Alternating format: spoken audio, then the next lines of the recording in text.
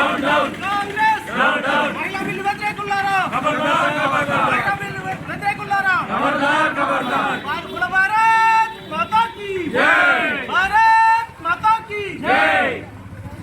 నరేంద్ర మోడీ గారి నాయకత్వం వర్ధిల్లాలి, నరేంద్ర మోడీ గారి నాయకత్వం వర్ధిల్లాలి.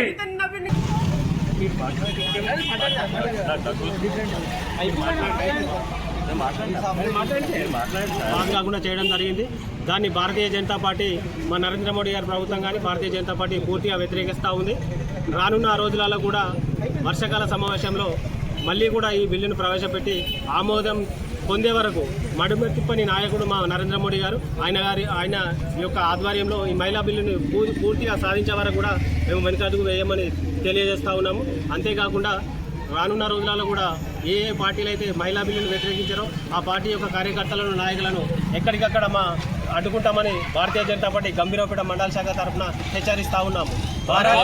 కేంద్ర ప్రభుత్వం మన నరేంద్ర మోడీ గారు కేంద్రంలో ప్రవేశపెట్టినటువంటి మహిళా బిల్లును ఇండియా కూటమి కాంగ్రెస్ మరియు దానికి సంబంధించిన కొన్ని పార్టీలు ఇటు బిల్లును వ్యతిరేకించి దానికి అనుకూలంగా 230 ఓట్లు వేశారు.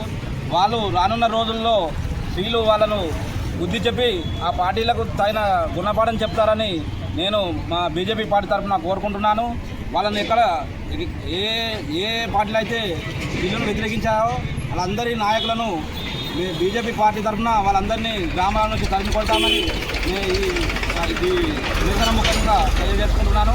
మొన్నటి రోజు నుంచి జరుగుతున్న పార్లమెంట్ సమావేశాల్లో స్త్రీని గౌరవించలేని దద్దమ్మలారా, కాంగ్రెస్ పార్టీ నాయకులారా, మీకు పార్లమెంటు సభ్యునిగా మిమ్మల్ని భారతదేశంలో మీకు కొన్ని సీట్లు మాత్రమే వచ్చాయి. రానున్న రోజుల్లో అత్యధిక మెజారిటీ నరేంద్ర మోడీ గారి నాయకత్వంలో అత్యధిక మెజారిటీతో కూడా 4వ సారి కూడా ప్రభుత్వం ఏర్పడుతుంది.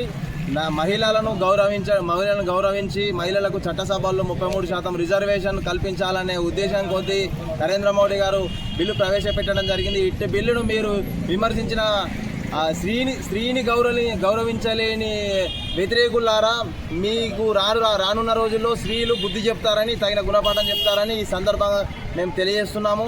గంభీరావుపేట భారతీయ జనతా పార్టీ మండల శాఖ ఆధ్వర్యంలో ఈ కార్యక్రమం నిర్వహించడం జరిగింది. ఈ కార్యక్రమాన్ని హాజరైన ప్రతి ఒక్క కార్యకర్తకు పేరు పేరున ధన్యవాదాలు తెలియజేస్తున్నాను. భారత్ మాతా కీ జై.